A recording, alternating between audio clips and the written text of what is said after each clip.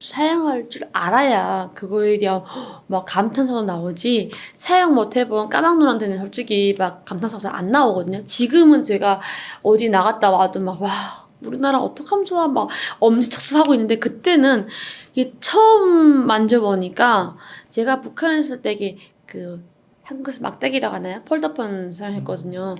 근데 한국 딱 와가지고 스마트폰을 사용하는데, 일단은 그 폰 자체가 다르니까 너무 그거에 대한, 와, 너무 좋다. 어떻게 터치로 되어 있는 폰을 쓸 수가 있냐. 막 이거에 굉장히, 와, 한국 진짜 끝내준다. 막 이랬거든요. 근데 거기까지예요.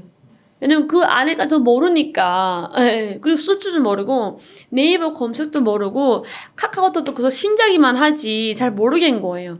근데 살면서 내가 막 정말 무지는 뭐 팩스로 한 장 다 보내고, 모든 게 다 그냥 와이파이로 전송을 하고 막 이런 것들이 저는 지금 살면서, 와, 정말 편리함을 느끼고, 지하철 타도 와이파이가 다 되고 막 이런 거는 지금 살면서 감탄사가 나오는 거지, 처음 왔을 때는 그렇게까지 막 못 느꼈던 것 같아요. 왠 줄 알아요? 내가 살면서 모든 게 다 새롭거든요. 모든 게 다 처음이고, 그러니까 내가 살면서 부딪히는 게 더 먼저 크게 느껴져요. 그러니까 막 디지털화 막 이런 것들은 일단은 그 다음번이고, 딱 살면은, 아니, 그냥 물만 딱 켜두고 난 더움을 참으려고, 이런 것만 다 감탄하려고 해도 정말 끝이 없어요. 그러다 보니까 그런 사생활에 정말 우리 한국 사람들은 당연시 여기는 걸 우리는 그거에 또 고마워하는 거예요. 북한에서는 이게, 그러니까 북한에서 디지털화 생각도 못해, 꿈도 못 꿨어요. 이렇게 막 최첨단, 말도, 북한 말로만 항상 21세기 최첨단이라 하는데, 안 됐거든요, 전혀. 불도 없어서리, 아니, 등잔불에서 공부를 했는데, 우리는 그런 거에 너무너무 감사하고, 그런 거에 고마움과 감사함이 크다 보니까, 디지털화 막 이런 거에 대해서는 지금에 와서 느끼지, 그때 당시 처음에는 못 느꼈던 것 같아요. 저는 노트북도 사용하고 왔거든요, 북한에 있을 때. 근데, 좀 범위가 달라요. 우리는 노트북 하나 있으면 그 활용도가 엄청나잖아요. 얘가 하는 일이 어마어마하잖아요. 근데 북한은 이 노트북 하나 가지고 할 수 있는 일이 좀 전문가들 빼고는 할 수 있는 게 별로 없어요. 정말로 막 해커들이라든가 전문 과학분 쪽에 종사하는 사람들은 할 게 많지만, 일반적으로는 그냥, 왜냐면 인터넷이 잘 안 되기 때문에 그걸로 컴퓨터를 할 수 있는 게 정해져 있어요. 그리고 북한 다 문서화거든요. 아직도 이거 필러 이렇게 다 하기 때문에 디지털화가 아직 안 되어 있어요. 그래서 우리처럼 정말 노트북 하나로 포토샵까지 다 할 수 있는 한글, 엑셀 이런 게 다 깔려 있지가 않아요. 그래서 정말로 그냥 뭐 한국 드라마 본다거나 게임한다거나, 아니면 뭐 내가 메모할 때, 문서 메모할 때 써놓고 이런 것밖에 전부예요. 더 없어요. 할 수 있는 게. 저는 지금 한국에 와가지고 노트북 사용하고 있는데, 아니, 노트북이 활용도가 이렇게 높았어? 노트북으로 할 수 있는 게 이렇게 많았어? 막 느껴지는 거예요. 그래서 탈북민들이 한국에 처음 와서 배우는 게 한글, 엑셀, 파워포인트. 왜냐면 북한에서 전혀 그런 걸 못했기 때문에 전혀 모르는 거예요. 한국에 와서 맨 처음 배우는 게 그거잖아요. 좀 그런 차이가 있어요. 저 같은 경우에도 북한에 있을 때도 뭐 USB로 한국 드라마 다 보고 했지만, 그게 그렇게 대중화되어 있어가지고 우리처럼 되지가 않아요. 그래서 북한에 제가 온 이후에 자체로 와이파이를 만들었거든요. 근데 그 북한 자체 와이파이로 전송하고 받고 하게 만들었는데, 우리처럼 이렇게 최첨단으로 해외까지 막 전송이 되고 이런 게 없어요. 검색을 뭐 한다 이런 게 없어요. 통신도 전화국에서 그런 통신사에서 나오는 그러니까 북한 당국에서 운영하는 통신사를 통해서 통신을 하는 거지, 우리처럼 뭐 SK 이렇게 막 있는 게 없어요. 그 한국에 오니까 이런 별명이 있더라고요. 드라마 빠순이. 제가 그게 속했던 것 같은데요. 정말 많은 드라마를 봤어요. 제가 맨 처음에 본 드라마는 가을 동화, 그리고 천국의 계단. 근데 봤는데 너무너무 재밌는 거예요. 그래서 그때는 남조선이라고 제가 본 게 아니고 한국이라고 봤는데, 그 한국이 남조선이라고 생각도 못했어요. 같은 말을 하고 있는 나라다라고 생각을 하고 그냥 재밌다고만 봤던 것 같아요. 그래서 가을 동화를 한 11번 봤거든요, 제가. 반복해가지고. 그러다가 크면서 어머 이게 남조선이었네를 알고 너무 충격했던 거예요. 왜냐면 지금 저는 유치원 선생님 하다 보니까 아이들한테 남조선은 못 먹고 못 살고 아프면 눈 팔아서 엄마의 병을 거치고 아직도 깡통 차고 다니고 막 이런 걸 배워준단 말이에요. 그런데 실제는 드라마를 보면 아니잖아요. 라디오 들어도 아니고. 그러니까 너무 이게 멘붕이 처음에는 막 그때 너무 힘들었고 그다음에 진짜 우리가 잘못 배우고 있구나를 알게 되면서 더 빠져들게 되었고 마지막 번 드라마는 꽃보다 남자. 그걸 딱 보는 순간에는 정말 정말 정말 재밌었습니다. 그래서 마지막 그 불은 한국에 와서 제가 봤거든요. 그 뒤에 북한의 뒤에부가 안 나와가지고 앞에만 보고 뒤에는 한국에 와서 봤는데 그것도 너무 새롭더라고요. 어디다 정해놓고 파는 게 아니고요. 일단 북한은 장마당에서 모든 걸 유통이 됩니다. 그래서 우리를 보면 시장인데 우리는 시장이 아니어 살 때가 많지만 북한은 장마당이 있어야만이 모든 주민들의 생존이 유지가 되거든요. 그래서 장마당에 나가면 그런 CDR이라든가 영화를 파는 사람들이 있어요. 근데 이 사람들은 국가에서 허용되어 있는 뭐 옛날 소련 영화라든가 아니면 중국 영화도 허용한 거지 현대작 말고 그런 걸 판매하고 있거든요. 근데 그런 사람한테 가서 뭐 좀 얘기를 하다 보면은 한국 드라마가 나오죠. 그래서 근데 한국 드라마는 밤에 자거든요. 웬만하면. 왜냐면 낮 시간대에 살면은 서로가 얼굴을 알기 때문에 얼굴 보기 때문에 걸렸을 때 잡힐 수가 있잖아요. 그러다 보니까 밤 시간대 장마당에 나가서 한국 드라마를 사는 겁니다. 그러면서 오늘 있었던 이 모든 일은 서로 이 순간 이후로 잊자. 이렇게 딱 하고서 서로 사는 겁니다. 그러다 보니까 그런 암거래를 하다 보니까 간혹 사기 당하기도 하거든요. 왜냐면 고액을 주고 샀는데 집에가 딱 키면은 한국 드라마 누가 나오겠어요? 이민호가 딱 등장만 했다가 사라지는 경우가 있는 거죠. 그러니까 이게 여러 가지 범위가 있는데요. 그런 걸 주워서 보고 한국 거잖아요. 그러면 친구한테 팔고 또 주인한테 팔고 이렇게 도는 경우도 있고요. 또 그게 북한에는 보면 이게 지하에서 아예 이렇게 그 복사를 해가지고 판매하는 사람들이 있어요. 한국 드라마 전문. 그럼 그런 사람들 손에 딱 가면은 그거를 대량으로 판매가 되는 거고요.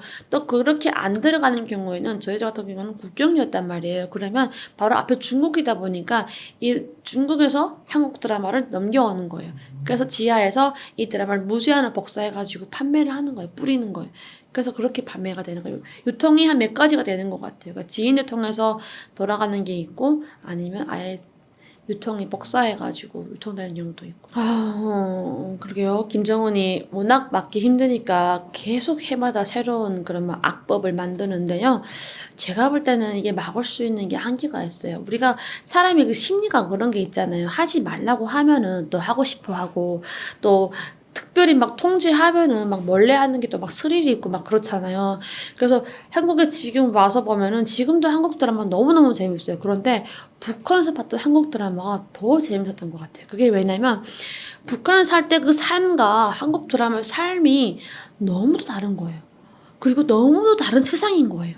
북한에서는 정말 사랑도 마음 편하게 못하는 거예요. 근데 드라마는 사랑도 너무 막 로맨틱하게 하는 거예요. 그런 거 보면서 대리만족을 느끼고 저런 삶도 있구나라고 하면서 막 점점 더 빠져드는 것 같아. 그러니까 내가 뻔히 아는 삶이면은 그렇지 뭐 될 텐데 우리는 지금 그렇잖아요. 드라마 하다 뒤에 나오면 작가가 또 사람 죽이겠네. 저 뒤에 뭐 이런 여유가 있는데 그때 당시에는 그저 막 빠져드는 거예요. 그 드라마에. 그러니까 아예 모르는 세상이다 보니까 그래서 저는 더 어렵지 않을까. 사람이 그런 심리와 플러스 한 번도 경험 못 해본 세상이다 보니까 더 빠져들지 않을까라는 생각이 들어서 김정은이 그렇게 막기는 쉽지가 않겠다. 오죽하면 예전에는 성인은 처형을 했었지만 그런 청소년은 사용한 적이 없었거든요. 근데 이번에 청소년도 2명을 사용을 했었어요.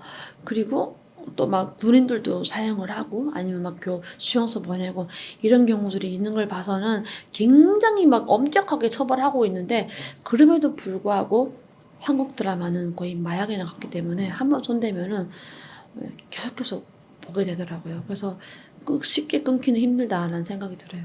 예능도 있었어요.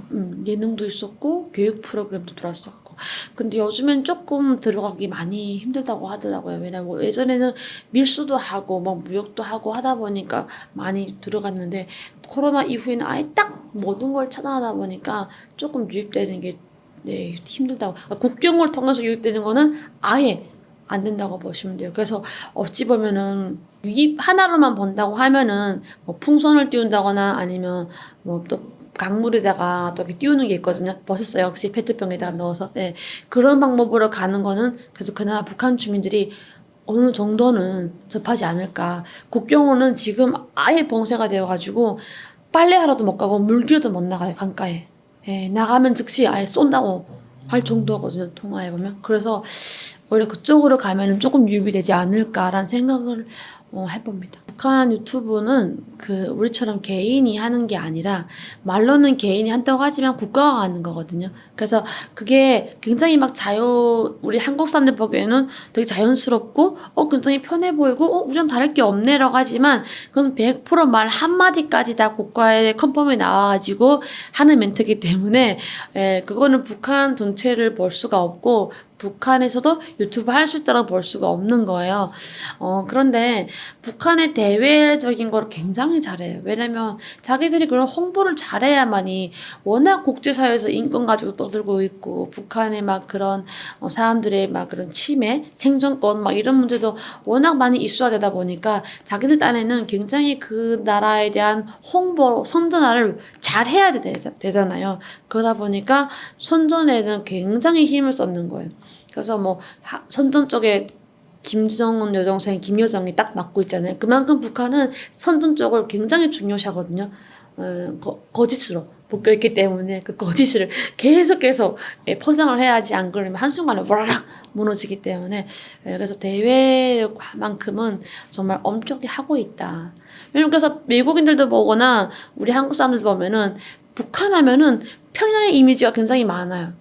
왜냐면 북한에서 내보내는 대외 이미지를 많이 우리가 눈으로 보고 인식되어 있단 말이에요. 근데 그거는 북한에서 꾸민 선전용에 불과한 거죠. 처음에는 제가 유튜브 한다는 게 놀라웠고요. 개인 유튜브를 이렇게 할 수 있다는 게 너무 놀라웠고, 주변에서 하는 걸 보면서, 나는 좀 이거를 알리고 싶다라는 사명감이 생겼던 게, 북한을 알리는 게 우리가 해야 되는 사명감이구나라고 생각했어요. 그래서 제가 방송 활동도 막 6년 했던 것 이유도 북한을 알리고 싶은 마음이 컸었고요. 근데 방송으로 나오는 북한은, 제가 했던 그런 모란봉 클럽 같은 경우도 아무래도 방송이다 보니까 제작진이 의도하에서 나가야 되는 거고, 그렇지만 개인 유튜버는 내가 정말 알리고 싶은 부분을 알릴 수가 있는 거잖아요. 그래서 저는 딱 이런 걸 알리고 싶어요.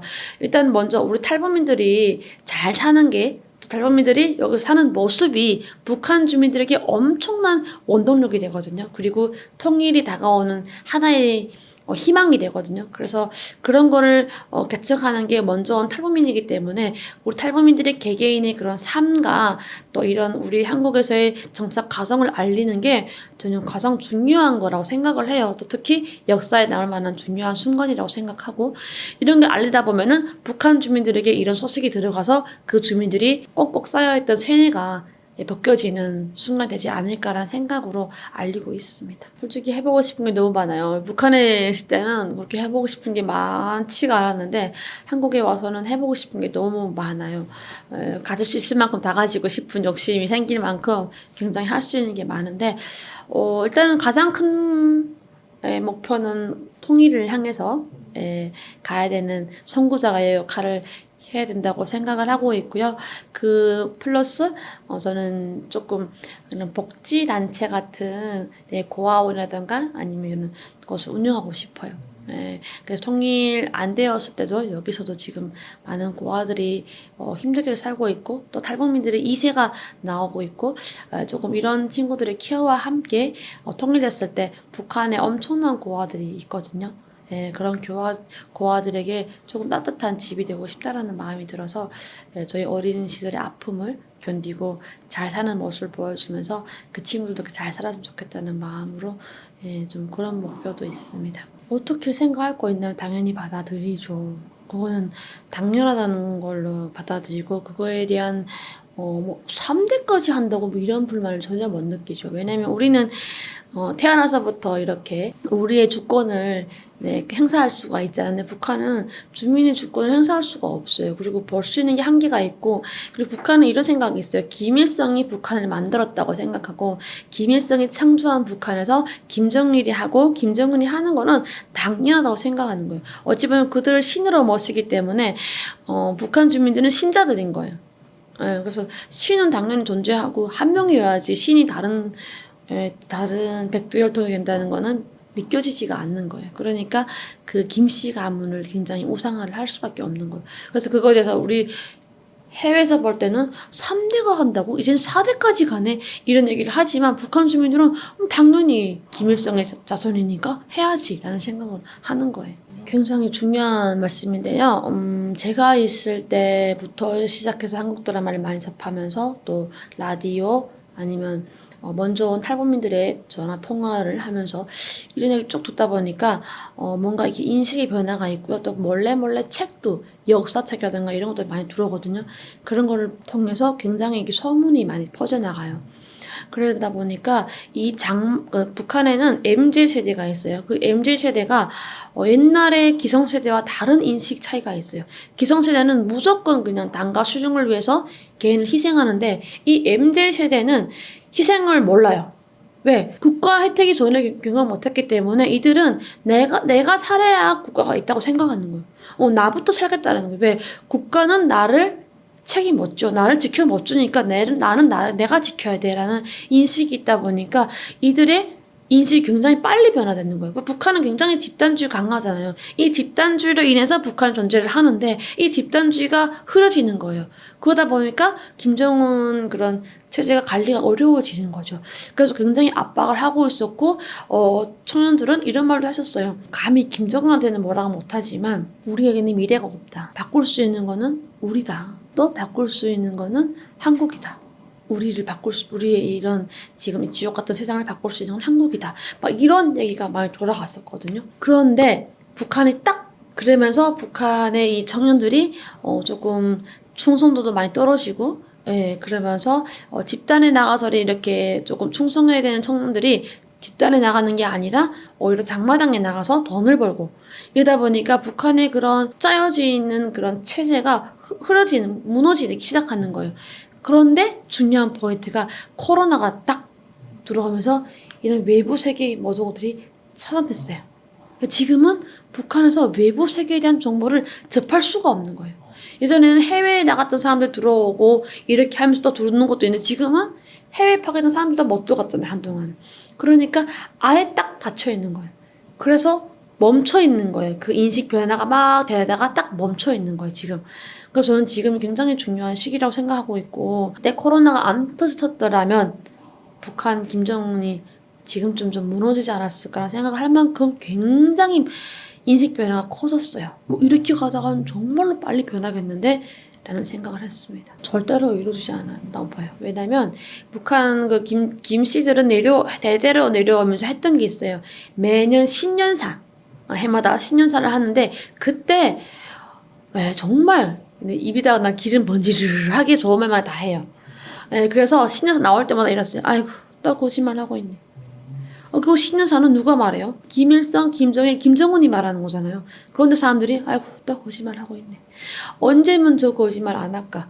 이런 말 했다는 거예요. 그러니까 이런 것들이 그 김씨들은 대를 이어가는 거는 맞다고 생각하지만 그 정권에 대한 불만은 굉장히 컸던 거예요. 왜냐하면 주민들의 생존이 굉장히 탈골있고 당장 내 자식한테 아무리 열심히 노력해도 풀죽도 겨우 먹이는데 말이 안 되는 거예요. 그런 불만을 계속해서 배출하고 있는 거죠. 그러다 보니까 주민들이 김정은이 뭐 말을 하면은 그거에 대해서 불만을 내는 거예요.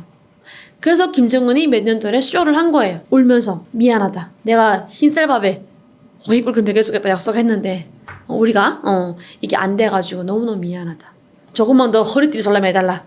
내가 곧 해주겠다. 막 이렇게 막 울면서 막 처음이에요. 그 김씨들이 반성을 하면서 그렇게 막 울면서 막 신년사 한 거는 처음이었어요. 그때 주민들이 또 뭉클했겠죠. 뭔가 어린 장군을 바꿀 수 있는 희망이 있구나. 저 같은 경우에도 김정은이 딱 되니까 이런 생각을 했어요. 뭔가 희망이 있네. 예, 젊은 사람이고 유학도 갔다 왔다고 하니까 뭔가 우리 세상이 바뀌지 않을까? 그러니까 북한은 그런 게 있어요. 북한 주민들이 지금 반란까지는 못해도 조금 뭔가 이렇게 움직임, 그 나라에 대한 불만을 표출하는 게 어떤 식이냐면 뭐 김정은을 내려고 탄핵시키고 막 이런 게 아니라 북한은 우리가 좀 잘 먹고 잘 살게 변화가 되지 않을까? 조금 우리 어떻게 하면 조금은 우리 삶이 조금은 잘 살지 않을까? 이런 변화를 추구하는 거예요. 네, 근데 탄핵까지 막 정말 반란의 민주화까지 일어나가지고 탄핵까지 가고 이거는 쉽지가 않다고 생각해요. 처음에 밥 먹은 곳은 국정원이죠, 아무래도. 네, 국정원에서 한국 음식을 처음 먹어봤죠. 근데 국정원 밥이 굉장히 맛있어요. 네, 그리고 이게 그 자율배식처럼 이렇게 식판에다가 하기 때문에 굉장히 처음 접해본 음식들인데 너무 맛있는 거예요. 그리고 북한에서 먹어본 음식이었는데 한국에서 먹은 게 훨씬 더 고급지고 맛있는 거예요. 저는 북한 있을 때 카레밥도 먹어봤고 생선가스도 먹어봤었거든요. 근데 북한에서는 그렇게 맛있지 않았어요. 한국에서 너무 맛있는 거예요. 그리고 한국 김치도 엄청 맛있는 거예요. 분명히 김치는 한민족 음식인데 한국에서 먹는 거 국정원 김치가 너무 맛있는 거예요. 그래서 막 곱빼기를 먹어서 살이 엄청 쪘던 기억이 있습니다. 솔직히요. 우리 한국 음식 저는 정말 음식의 또 애국자인데요. K 음식이 너무 맛있어요. 이게 제가 일단은 맨 처음에 나와서 먹었던 거는 북한 있을 때 제가 먹고 싶었던 메뉴가 있었어요. 그러니까 리스트가 제가 쫙 있었거든요. 탈북하면은 이거 먹을 거야 했는데 그게 뭐였냐면 짜장면. 북한에도 짜장면이 있거든요. 제가 고향에 있을 때. 근데 북한의 짜장면은 하얀색이었어요. 근데 한국 짜장면은 까만색이고 면도 가는 거예요. 북한의 면은 우동면이었거든요. 근데 짜장면 먹고 싶었고 또 두 번째는 제가 먹고 싶었던 게 치킨이었었어요. 북한에서는 그때까지만 해도 치킨이 이렇게 막 많이 있지 않았거든요. 치킨을 먹고 싶었고 또 세 번째는 삼겹살에 소주를 마시고 싶은 거예요. 편의점에 가면 가끔씩 팔긴 했는데 그래서 소주에 삼겹살을 먹고 싶은 거예요. 그것도 포장마차로 너무 가고 싶었고 그러니까 이렇게 쫙 있었어요. 그래서 찜질방 백반속도 먹고 싶고 그래가지고 그 리스트를 쫙 해서 해봤는데 제가 제일 맛있던 거는 치맥이 저는 정말로 진짜 끝내줬던 것 같아요. 제가 그 사회 나온 게 8월 달이었거든요. 근데 그때 한창 치맥 계절이잖아요. 8월이면 밖에 딱 나가면 그냥 아파트 밑에 다 그 밖에서 막 테이블 깔고 막 치맥을 막 먹는 거예요. 거기 너무 막 처음 본 문화고 와 그렇게 자유로울 수가 없고 너무 맛있는 거예요. 그래서 한 달 내내 겨울 되기 전까지는 치맥만 먹었던 것 같아요. 배달은 제가 살 때 중국 음식이라든가 치킨을 배달 음식을 했었는데 북한에서도 배달이 있어요. 제가 있을 때부터도 배달이 있는데 북한은 사장님이 직접 이렇게 동네 집만 뭐 우리 아파트라면 아파트에 갖다 주고 이런 식의 배달이었거든요. 전화하면 바로 갖다 주고. 근데 한국의 배달은 그게 아니잖아요. 정말로. 네. 근데 저는 그게 너무너무 신기한 거예요. 엄청 금방 싹 오고 그리고 음식이 막 따뜻해. 그리고 그 그릇도 버릴 수가 있고 반납할 수가 있고 이런 게 너무 뭐라고 해야 될까? 북한에서는 경험을 못 해본 신세계인 거예요. 그래서 막 할 때마다 와 아니 이게 말이 되냐고 어떻게 이 세상에 이럴 수가 있냐고 아니 이 세상에 무슨 이런 문화가 있냐 막 이러면서 감탄사를 했던 것 같아요. 솔직히요 북한 일반 주민들은 흰쌀밥에 그냥 고기국도 아니에요. 나 흰쌀밥을 그냥 원 없이 먹고 죽는 것도 소원이거든요. 그래서 뭐 솔직히 한국에 있는 모든 음식을 다 먹이고 싶을 만큼 너무 가슴이 아프고요. 그래도 꼭 이것만큼은 그냥 죽기 전에 먹어봐야 되지 않겠니라는 거는 한우. 왜냐면 북한에서는 소고기를 먹으면 죽거든요. 북한은 소를 잡거나 소를 잡아서 먹으면은 그거는 거의 사람을 잡은 거나 같게 취급하기 때문에 처형을 하거든요. 그래서 소고기를 먹는 게 그렇게 드물어요. 근데 간혹 가다가 이렇게 뭐 위엔에서 지원으로 소고기가 들어가면은 그 소고기들이 이렇게 조금 퍼져가지고 먹는 경우가 있고 또 아니면 좀 간부들은 중국에서든가 아니면 다른 데서 이렇게 밀수로 해서 소고기를 먹거든요. 근데 일반적으로 소고기를 못 먹은 탈북민이 거의 90% 이상이에요.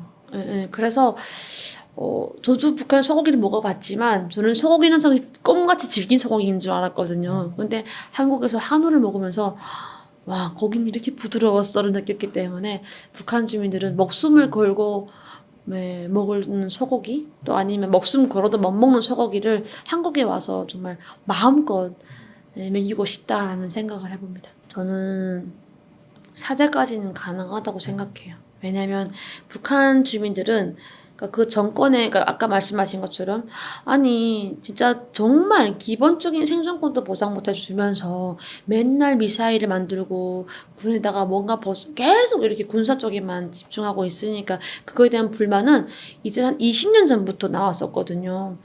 그런데 그 정권에서도 김씨 일가에 대한 거는 잘 몰라요.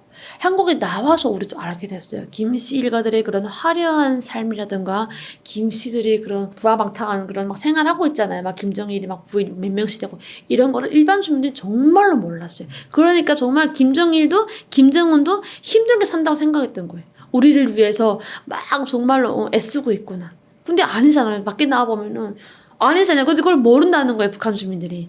그걸 알면은 사대까지 불가능하지만 그런 정보가 안 들어간 상태에서는 사대까지 충분히 가능하다는 거예요. 예. 왜? 김정은도 저희는 그랬어요. 쪽잠에 제기밥 먹는다고 했어요. 근데 그 제기밥이 어찌 보면은 골고루 들어가 있는 영양가 있는 제기밥인 걸 모르고 우리같이 풀만 들어가 있는 제기밥인 줄 알고 북한 주민들은 김정은이 등장하거나 김정일이 등장하면 막 우는 거예요. 고생하신다고. 왜? 모르기 때문에. 북한의 그런 상류층들이 한 10%도 안 되죠. 1%, 5% 정도 미만인데 그 사람들은 알아요. 근데 그 사람들은 알아도 자기들의 생활은 국가의 혜택으로 너무 잘 먹고 잘 살아요. 쉬워요, 사는 게. 그러니까 굳이 주민들에게 알리고 싶지도 않는 거예요. 알려봤자 이들은 자기가 생명이 위태로우니까. 또 그들이 그리고 반란을 일으킨다? 그거는 내 가족을 죽이는 일이니까 안 하는 거죠. 그러니까 어찌 보면은 김 부자 한 명만 제거한다 가지고 이게 멈추는 게 아니라 그 김 부자 옆에 있는 이 핵심 계층들 있잖아요. 이들이 문제인 거예요. 이들이랑 같이 모두 다 한꺼번에 할 수 있다고 하면은 충분히 3대에서 끝나겠죠. 그래서 북한 주민들이 빨리 깨워야 돼요. 이게 인식이. 그래서 막 깨어나다가 코로나가 딱 멈춘 거예요. 그 인식이 깨어나는 그 부분은. 그 코로나 때 북한이 아예 밀수를 다 막아버리고 모든 국경에 2m짜리 돌탑을 쌓았고요. 그리고 220V 전류를 흐르게 다 설치했고요. 그러니까 코로나 3년 동안에 북한은 정말 많은 국경 봉쇄를 해버렸어요. 지뢰를 다 매설했고요. 그래서 저는 이런 말도 가끔은 요즘에 생각해요. 북한이 코로나 퍼뜨린 거 아닐까? 정말 저는 그때 그런 생각했어요. 이러다가는 정말로 북한이 뭔가 변화되겠는데? 북한 주민들이 정말로 급속도로 이게 인식의 변화가 컸었어요. 그러다가 코로나가 딱 되면서 싹 다 막혀버렸어요. 그동안에 그 시간 동안에 북한 정권은 그 주민들의 이탈을 막기 위하여 전역에 다 꽝꽝 묶었죠. 이제는 정말 북한이 거대한 감옥인 거예요. 탈북을 결심한 거는 순간 우리가 그렇잖아요. 저희가 살던 지역에서 다른 지역을 우리가 이사 가려고 해도 한참 고민을 많이 하고 준비를 많이 하잖아요. 근데 탈북이라는 건 정말 그야말로 목숨을 걸고 해야 되고 또 목숨을 걸어도 100% 성공한다는 보장이 없기 때문에 정말로 많은 고민도 하고 또 준비 과정이 필요하고 또 그보다 더 중요한 거는 정말 내 발등에 뭔가 불이 떨어져야만이 움직일 수가 있거든요.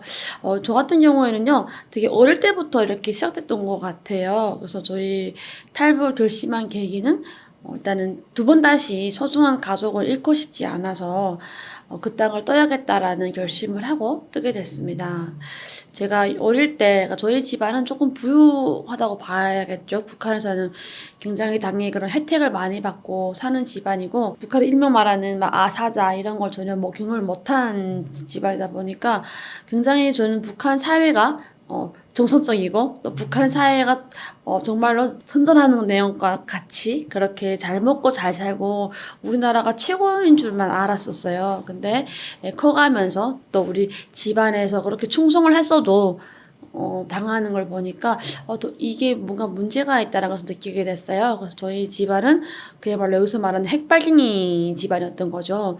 그래서 아버지 단간부, 어머니는 큰 기업의 오너였는데 어느 날 어머니가 끌려갔어요. 근데 끌려가는데 죄명은 김부자들의 그 우상화 건물을 훼손했다는, 그러니까 리모델링 했다는 그 죄로 정말 정치범까지 몰려서 갈 뻔했다가 어머니가 죄명은 일단 죄는 없다는 걸로 밝혀졌지만 어머니는 결국 잃게 됐습니다. 그래서 그렇게 소중한 가족을 잃었고 한 10년 뒤에 똑같은 방법으로 저희 이모가 그렇게 또 끌려가서 수많은 검열을 가는 도중에 마지막에는 이모를 정치범 수용소에 보낸다는 정보를 받고 이모를 몰래 대피시키고 그때부터는 한국에 가야겠다라는 결심을 하고 준비를 했었죠. 그래서 이렇게 쭉 어릴 때부터 소중한 가족을 잃다 보니까 정말 억울하게 잃은 거잖아요. 이거는 뭐 정말로 억울하게 잃은 거기 때문에 다시 이렇게 억울하게 잃고 싶지 않아서 목숨 걸고 왔던 것 같습니다.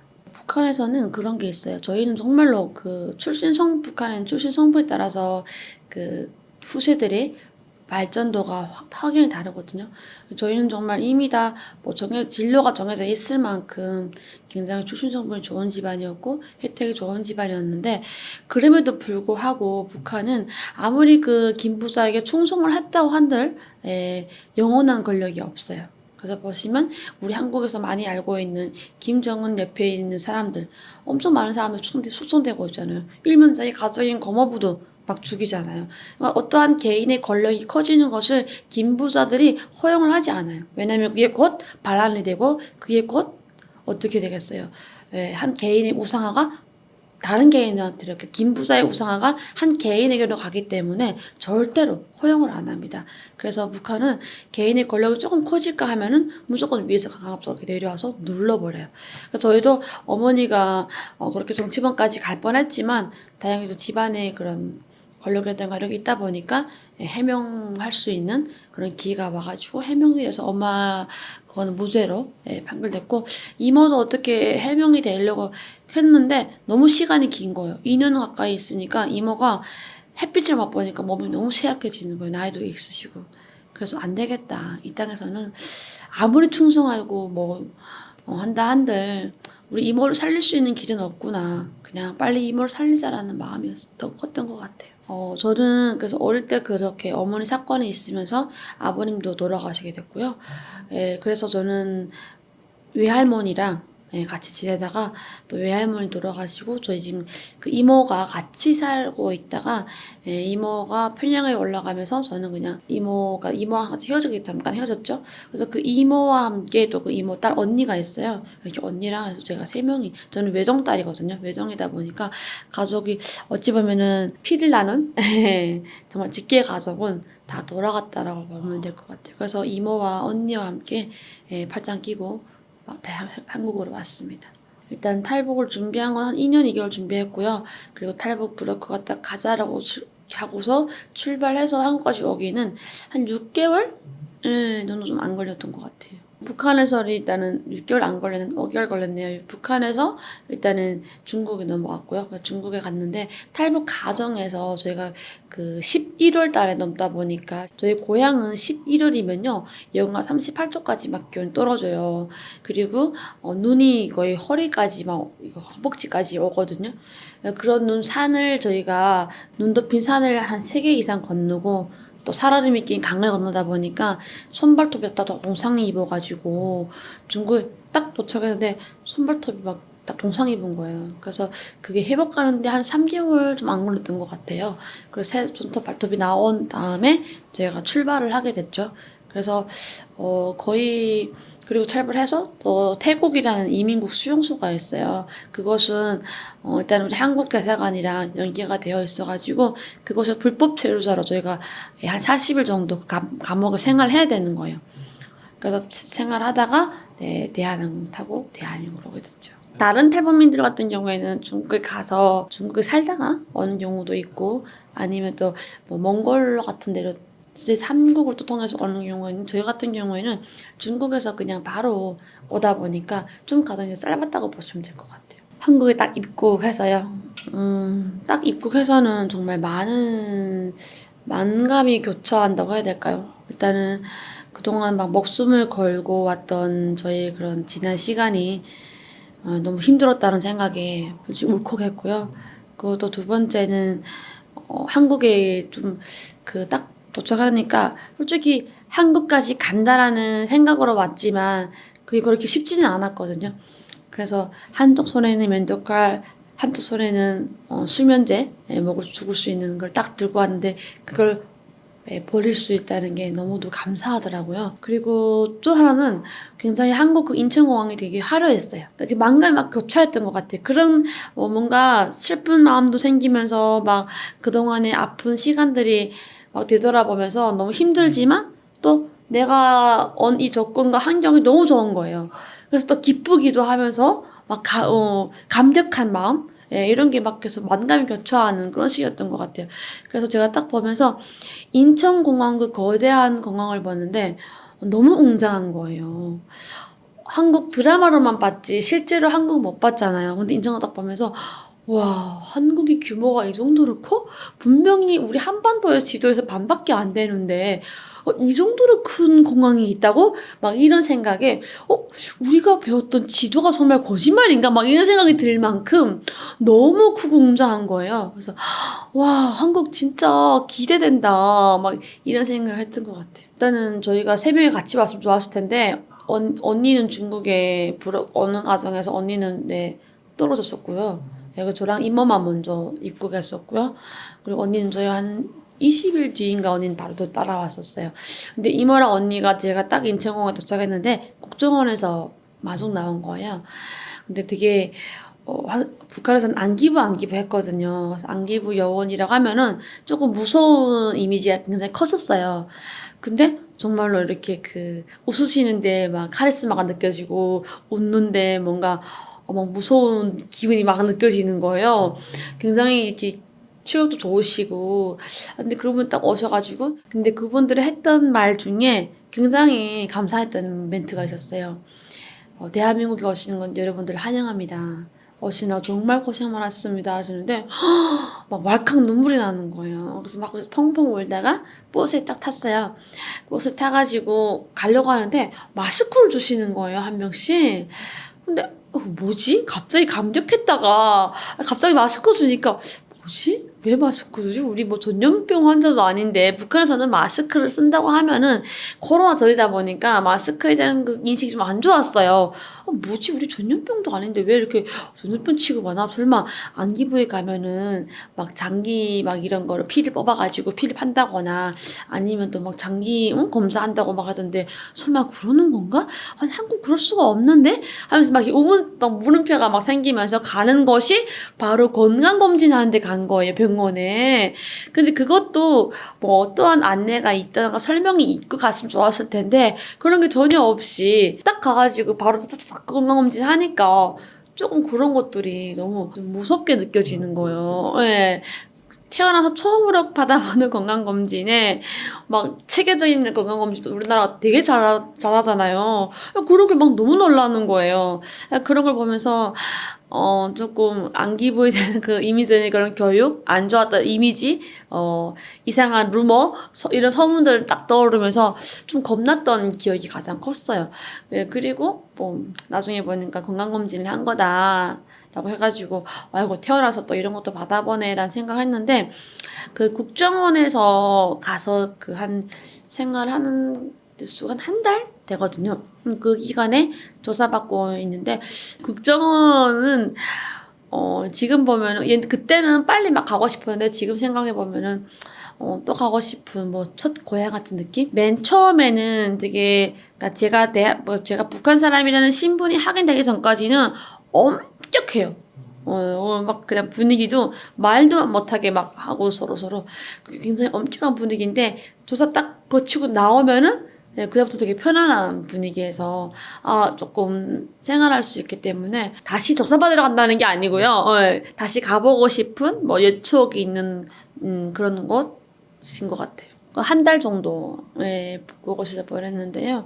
일단은 뭐 조사 과정이 내가 북한 사람이라는 걸 일단은 증명해야 되는 거니까 그 조사 과정 굉장히 엄격할 거고요. 그리고 우리 한국에서 막 뉴스 나오면 그러잖아요. 국정원 일 잘 못한다고 막 또 먹고 가잖아요.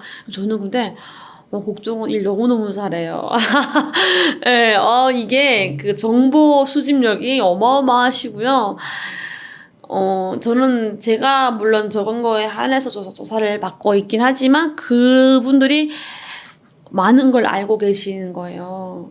탁탁 질문을 하시고, 예, 그리고 저보다 저의 동네를 구석구석 더 잘 아시고, 그리고 국정원 조사 딱 하는 과정에서 막 저희 엄마 사진도 보고, 엄마 직원 사진도 보고, 막 이러면은 막 온몸에 막 닭살 소름 돋았 떴거든요. 예, 그때 그거 딱 보면서, 아, 나 솔직히 말해야겠다. 모든 걸 다 깡그리 바쳐야겠다. 막 이런 생각으로 임했던 것 같아요. 국정원은 조금 그런 교류 생활을 하거든요. 군대같이. 그래서 그 딱 인원 정해져 있어요. 몇 명까지 나간다. 그러면 정해진 인원을 또 차에 버스를 태워가지고 또 담당하시는 선생님이 딱 인솔 하에 하나원이라는 교육센터가 있어요. 거기에 바로 이송을 해주는 거죠. 하나원은 군대 이상인 것 같아요. 왜냐면 아침 7시인가 6시 반인가 기상을 하거든요. 기상벨 이거 울리면 다 같이 나가가지고 운동장에서 집단 체조를 해야 되고요. 스트레칭 하는 체조를 해야 되고, 그리고 또 딱 정해진 시간에 밥을 먹고 9시 땡 울리면은 공부하러 가야 되고, 12시인가 또 땡 가면 점심밥 먹으러 가야 되고, 또 오후 1시인가 또 땡 가면 또 교육받으러 가야 되고, 이런 루틴이 짜여져 있어요. 저녁 8시면 딱 점검하고. 그래서 정말 이렇게 막 루틴대로 가는데 좀 버겁더라고요. 그러니까 거기에서는 한국에 나가면은 필요한 것들을 일단은 우리가 기본적인 것들을 배워야 되잖아요. 전혀 모르는 단계다 보니까 정말 기초적인 교육을 해주고요. 또 뭐 직업 같은 것도 체험도 해주고, 거기서 한 3개월 정도 생활했던 것 같아요. 거기에서 제가 선택을 할 수가 있어요. 나는 서울에 가겠다 그러면 서울. 저는 그래서 서울에 왔었어요. 아무것도 없죠, 정말로. 그 하나원순 밥솥하고, 그리고 가스레인지가 전부였고, 이불 한 세트. 그게 전부였었어요. 그리고 정부에서 주는 정착지원금이라고 있거든요. 근데 그 정착지원금은 임대아파트 보증금으로 들어가다 보니까 우리 손에 갖고 있는 건 한 400만 원 정도 되거든요. 근데 그거 나오면 브로커 비용이라고 있어요. 저 데리고 온 브로커 비용을 주다 보면은 제 손에 남는 게 100만 원이 남았거든요. 근데 그 100만 원으로 뭐 이것저것 조금 필요한 거 좀 사두고 보니까 40만 원이 남는 거예요. 그래서 그 40만 원으로 일단은 시작을 했습니다. 일단은 제일 먼저 감시 대상이 되고요. 그리고 그 감시하는 과정에서 조금이나마 그 정권에 대한 지침에 따르지 않거나 조금 이탈하는 행동을 한다거나 이탈하는 말을 한다거나 이런 걸 조금 보이기로 하면 바로 추방이라는 곳을 보냅니다. 그러면 아예 그냥 정말 사람이 없는 심심산골에다가 추방을 보내는 거죠. 그 정도까지 괜찮고, 그것까지도 괜찮아요. 추방까지도. 그런데 정말로 얘네를 좀 뭔가 어떻게 해야겠다 싶으면은 바로 관리소. 그러니까 관리소는 감옥인데 수용소를, 그러니까 수용소라면 다 이해하시죠? 수용소 같은 곳에서 가족이 다 같이 생활하는 거예요. 떨어져서. 그렇게 보내지고 있어요. 그래서 남겨두고 온 가족을 생각하면 솔직히 이렇게 언론에 나와서 북한의 얘기를 한다거나 또 아니면 인권 활동한다거나 뭐 이런 거 솔직히 조금 조심스럽긴 하죠. 그런데 그렇게 아무도 안 하면 북한을 알릴 수가 없으니까 거의 사명감으로, 사명감 플러스로 임하고 있습니다. 실망이요? 솔직히 실망한 적은 없었던 것 같아요. 좀 근데 그런 거는 있었던 것 같아요. 그 실망까지는 아니고, 제가 그 북한에 있을 때 북한에서 다단계에 가입하려면 제일 쉬운 게 뭔지 알아요? 한국 상품이라고 속이면 다 사거든요. 그래서 북한 다단계는 한국이라는 말만 들어가면 되거든요. 그래서 북한에 있을 때 당해봤던 게 있었어요. 저는 그러니까 북한에서 그 2080 치약 있잖아요. 그 2080 치약을 팔 때 뭐라고 파냐면 이거 2080 치약으로 그 이빨 닦으면 청이견님처럼 이빨이 막 하얗게 된다고. 그래서 혁명적으로 닦으라고 막 그러거든요. 그러면 정말로 막 닦아요. 집에 가서 혁명적으로 닦은데 아무리 혁명적으로 닦아도 그 이빨이 하얗게 안 되는 겁니다. 그러면 이게 바로 북한 주민들이 후라이 깠는지 아니면 남조선 이민들이 후라이 깠는지를 모르는 거예요. 그래서 한국에 딱 와가지고 그 미련이 있기 때문에 제가 써봤어요. 2080 치약을. 북한에서는 짝퉁이라고 생각했는데 한국에 와서 진퉁을 써본 거예요. 3년 동안. 정말 거품도 잘 나고 향도 좋은데 2080 치약을 3년 썼다고 해가지고 이빨이 하얗게는 안 되는 겁니다. 그래서 조금 실망스러웠죠. 이게 근데 그게 한국에서 홍보한 게 아니라 북한 상인들이 홍보한 거기 때문에 좀 그런 거에 좀 실망했고 실망까지는 했던 적이 없었던 것 같아요. 드라마를 딱 보면은 다들 너무 잘 살아요. 옷도 잘 입고 잘 먹고. 근데 이런 거 봤었어요. 한국 드라마 주인공들이 보면은 굉장히 드라마 내용에서 보면은 삶이 힘들고 굉장히 어렵다고 하고 옥탑방에서 산다고 나오지만 그 안에 비춰져 있는 안에 집안에 다 갖춰져 있는 가전제품이라든가 또 가전제품 보면은 우리가 정말 목숨 걸고 우리가 사용하는 그런 제품을 쓰는 거예요. 편하게 아주. 또 밥상을 보면은 흰쌀밥에 고기에 상류층이 먹는 음식을 먹는 거예요. 그리고 정말로 못 산다고 하는 그 옥탑방에서 사는데 더움을 거기서 물 다 나오는 거예요. 불 놔두라고. 치킨 먹고 막 치맥 먹고. 그걸 봤을 때 한국 가면은 저렇게 못 산다고 하는 옥탑방에서 살아도 북한에서 사는 부자들보단 잘 사는구나. 편하게 그것도 자유롭게. 그리고 옥탑방에서 살아도 남친이랑 헤어지면은 캐럿 딱 끌고 어디 가요? 해외 비행기 타고 싹 나가버려요. 이런 삶이 어디 있어요? 저랑 저희 언니는 한국에 가서 아무리 못 살아도 우리는 남친의 차이거나 헤어지면 캐릭 끌고 해외 나갈 수 있잖아. 이런 말 했던 것 같아요. 그래서 저는 큰 실망을 안 했어요. 북한에서도 잘 사는 사람과 못 사는 사람의 차이가 있는 걸 뻔히 알기 때문에 한국에 가도 잘 사는 사람과 못 사는 사람의 차이는 있을 거다. 그런데 그 못 사는 사람들의 삶이 우리가 지금 살고 있는 이런 삶인데 굳이 우리가 그걸 왜 마다하겠냐. 그리고 거기에 플러스 우리가 없는 자유가 있는데 충분히 살만한 세상이다라고 우리는 생각하고 왔기 때문에 그거에 대한 실망은 진짜 손톱만큼도 없었어요. 그런데 저는 그런 생각을 조금 해봤어요. 드라마에서 나오는 그런 도시는 딱 일정한 부분만 나오잖아요. 근데 한국에 딱 왔는데 간판이 너무 많은 거예요. 건물에 있는 간판이. 그거에 좀 저는 왜 이렇게 간판이 많지? 그러니까 조금 규칙적이지 않다고 생각을 했어요, 그때. 그거에, 왜 이리 간판이 많지? 북한은 굉장히 딱딱 정해진 규격에 뭔가 이렇게 돼요. 간판은 딱딱 크기가 있어요, 북한은. 그런 것만 보다가 왔기 때문에, 이게 가능한가? 막 이런 생각을 했던 것 같아요. 조금 그거는 좀 적응이 안 됐어요. 왜냐면 북한은 정말 옆집에서 무슨 일이 있는지도 다 알거든요. 근데 한국에서는 옆집에 무슨 일이 있는지도 모르잖아요. 처음에는 그게 조금, 이게 가능한가? 이런 의문이 들었는데 저는 또 오히려 그게 좋았어요. 왜냐면 북한에는 워낙 그게 감시의 일종이거든요. 그래서 우리 집에서 하는 거를 숨길 수가 없어요. 우리 집에서 고기를 구우면 그 냄새가 다 퍼지기 때문에 그게 너무 힘들었거든요. 바나나를 먹으면 바나나를 마음 편히 못 버리고 땅에 묻어야 되고 한국 상품을 쓰면은 케이스는 우리처럼 재활용이 가는 게 아니라 어떻게 다 불태워서 버려야 되고 한국 옷을 입으면 상표를 잘라서 입어야 되고 이런 게 반복이 됐었기 때문에 저는 막 그런 사람들의 왕래가 좀 오히려 더 부담스러웠거든요. 근데 한국에 와서는 그런 왕래가 없으니까 더 오히려 편했어요. 개인의 삶에 침해가 없으니까 편한 거예요. 북한은 개인의 그 삶에 침해가 엄청나거든요.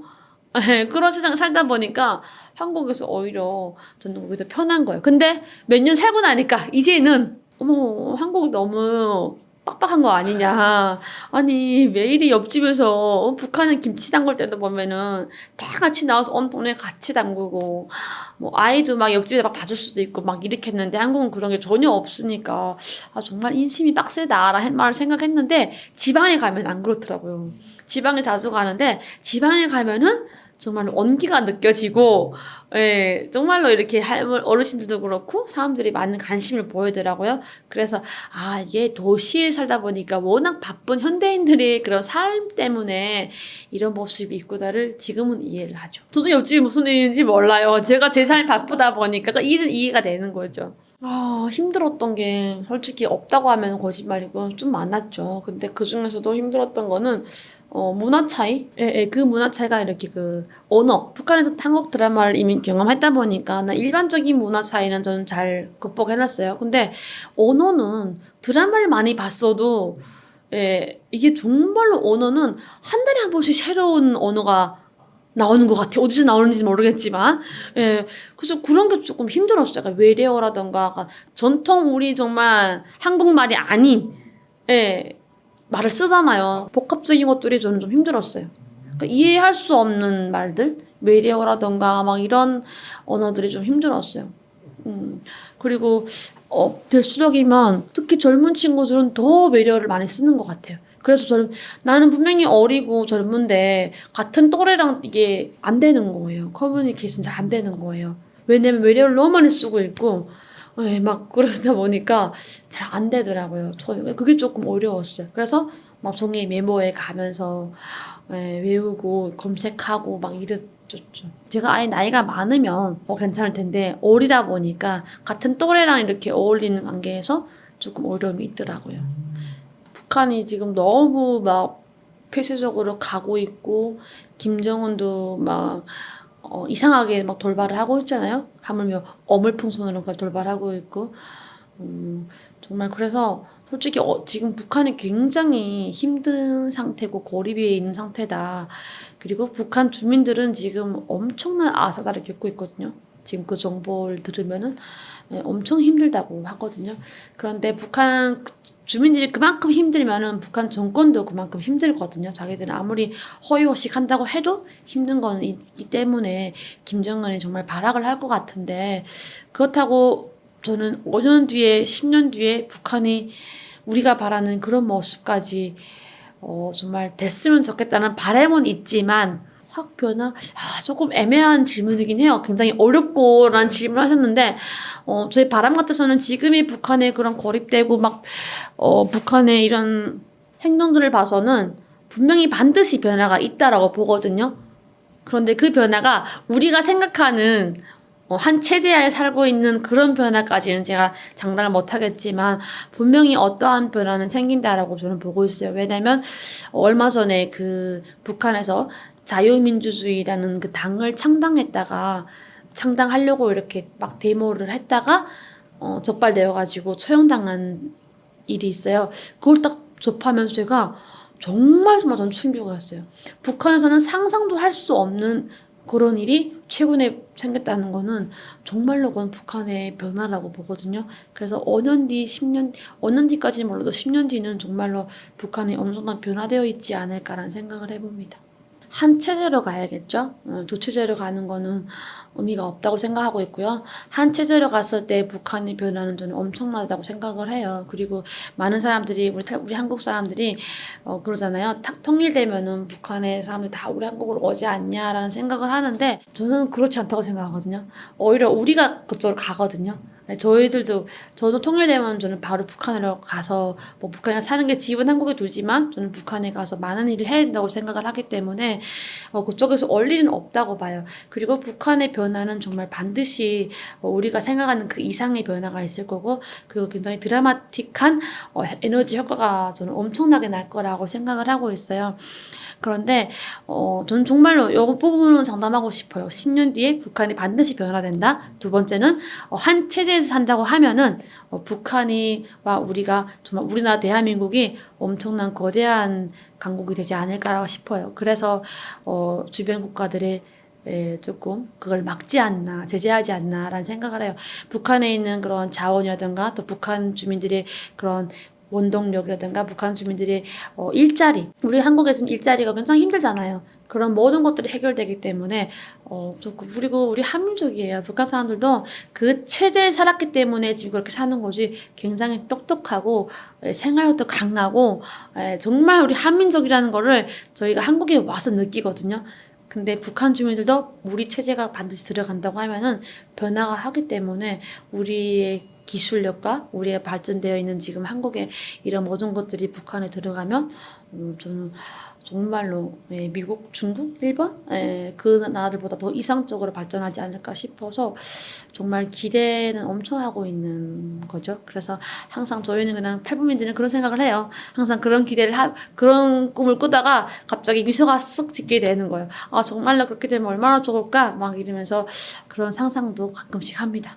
저는 유튜브 시작할 때 북한에서는 유튜브 못 보거든요. 중국에서 유튜브 못 보고. 그래서 이게 북한 주민들이 나중에 정말 역사에 남아서 이런 내용들이 북한 주민들에게 전달되면 좋겠다라고 생각을 했는데 북한에서 번대요. 네, 유튜브를 번대요. 그래서 그게 너무너무 반갑고 좋은 소식인 거야. 그래서 북한 주민들이 만약에 지금 저를 보고 있다고 하면 다른 사람들은 몰라도 나의 동창, 나의 지인들은 내 얼굴을 보면은 어느 정도는 알고 있지 않을까라는 생각이 들어서 꼭 이 말은 하고 싶어요. 우리가 그러니까 북한에서 배워주는, 북한에서 알려주는 모든 내용은 거짓말이다. 그리고 북한에서 이런 말 하거든요. 개인의 운명을 개척할 수 있는 힘은 자신에게 있다라고 하거든요.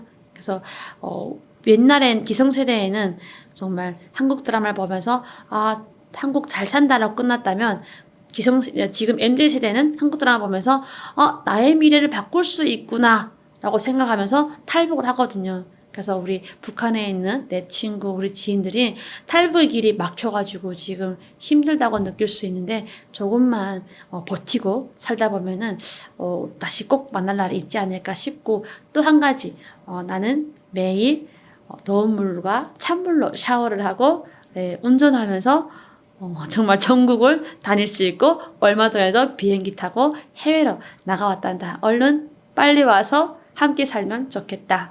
안녕.